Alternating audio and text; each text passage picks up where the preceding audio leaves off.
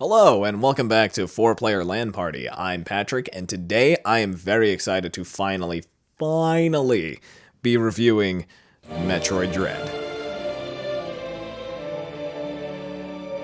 Quite possibly one of my favorite Switch games of all time. Definitely one of my favorite Metroid games of all time. At the very least, it's my favorite 2D Metroid of the 2D Metroid saga, because Prime's always gonna, hold a special place in my heart. But that being said, Metroid Dread did something that I didn't think was possible, and is one of the main reasons why we wanted to review it today, and that is, it made me scared. It made me afraid of a 2D platformer.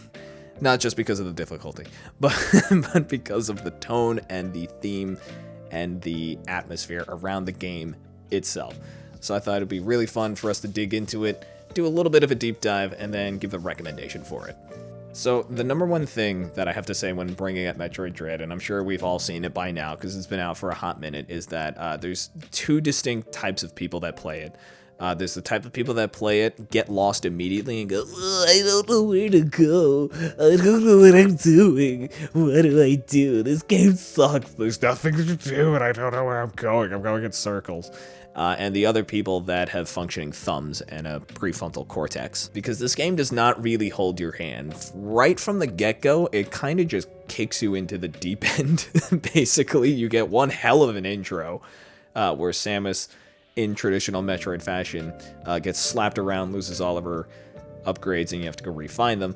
And that's basically it. That's the whole intro.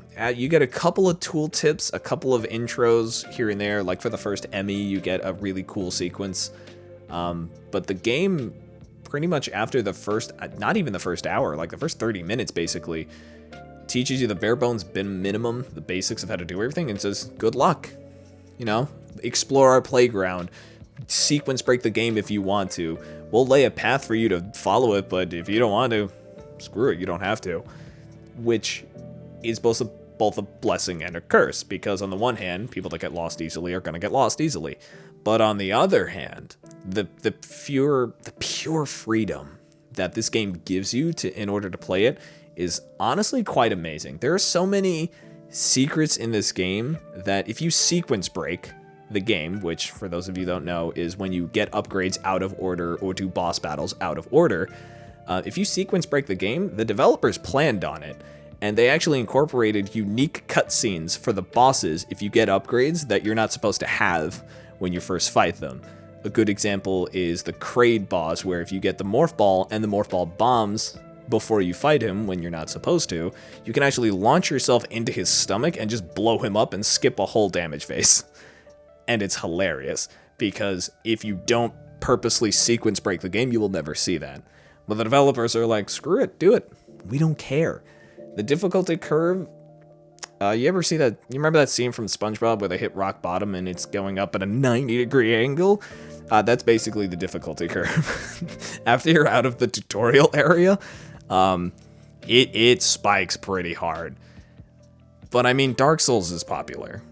And nobody plays Dark Souls because it's easy. They play Dark Souls because it punches you in the face repeatedly until you love it. And that's kind of what Metroid Dread does here. I'm not saying it's just like Dark Souls, because everybody does that. But in terms of difficulty, there's a similar philosophy going on here. Here's the bare bones basic. Here's some water wings. Go swim. Go stay above water. Do whatever you want. Another thing that I really, really loved that this game did is, again, the atmosphere of it. I have never been so terrified of beep boop sounds until I walked into an Emmy zone and I hear that shit in my sleep. I hear that in my sleep, just the Emmys beeping and booping around, and it's honestly terrifying. You never have enough missiles, you never have enough energy, you never have enough stealth for them. It's just quite the accomplishment for it. Now, I know there's a bunch of people out there, I'm sure, that are like beating it with a Guitar Hero controller and just being like, watch me style on the Emmy. But I'm not that talented. So they're still terrifying to me. And it's actually amazing because in addition to the normal boss fights, like with Kraid, the Emmys serve as this kind of mobile boss battle that you know is there and you know you're building up to. Every time you get into an area, You're like, okay, where's the Emmy for this area? How do I get the upgrade to beat it? And then where do I go from there? It honestly kind of reminds me of BioShock's Big Daddies from the first BioShock, where you knew where the Big Daddies were, more or less, and it was kind of like a mobile boss battle, where you knew you were going to have to fight the Big Daddies eventually, but you could avoid them if you wanted to, build up strength, get some new powers or whatever, and then come back and beat them. But it was your choice about when to engage them. And the Emmys do have specific times when you can go against them, but getting there is all the way up to you. And I really like that. I like the fact that somehow they managed to make boss battles free form, and that's really cool. For Dread, the story is mostly in the forefront, which is very unusual for the 2D Metroids. They usually just kind of have it like in the beginning, in the middle, and the end. But for this one, it's actually central to the whole point. Every time you get to a new save station, you get a new little bit of exposition time. You actually meet characters. Samus actually interacts with them. She's not known for being a chatterbox, so that's kind of was a big, fear, let's say, in the Metroid community, because after Other M tried to give Samus more of a central role character, and they made her discount hentai protagonist. That's demonetized. Where they made her discount anime protagonist girl, where she just kind of like got really sassy, cried over everything, for good reasons, but were explained poorly, and it did not go well. People said, we never want to hear Samus talk ever again. Ever again. That's how bad of a taste it left in their mouth. But this one, I am happy to say, does Samus's character justice. She's a badass space bounty hunter from the start, and she ends the game as a badass space bounty hunter. There is zero hesitation in Samus's character portrayal, and if this is to be the last Metroid, I doubt it is, but it is capping off most of the Metroid story timeline, which is why it's called Metroid 5. This is a good, like, little period to end it on. There's a point where, like, Kraid, like, rips right into her face, and just looking up, casually charges a beam and fires it into his mouth. Now compare that to Metroid Other M, where she has a full-on PTSD breakdown for the 9th time she sees Ridley. You know, it almost seems like it was made by 2 different people. And the sad part is that it's not. But the story is good, the gameplay is good, the mobile boss battles are amazing, and I think highly underrated. I don't see too many people bring up the Emmy zones as a central point in this. Most of the time, people bring up the Emmy zones as, oh yeah, it's a thing you have to do. But they're really more than that. Like, they are... Honestly, I feel like they're kind of like a tech demo for Nintendo to do more, bigger, and better stuff with them, with just how intricate and smart the damn things are. They're terrifying. So the story is good, the gameplay is amazing, it very much harkens back to old school style games. There are secret passageways that you have zero indication of knowing they're there. There's no visual indicator. You literally just have to fire off and hope you get lucky, unless you know where you're looking for.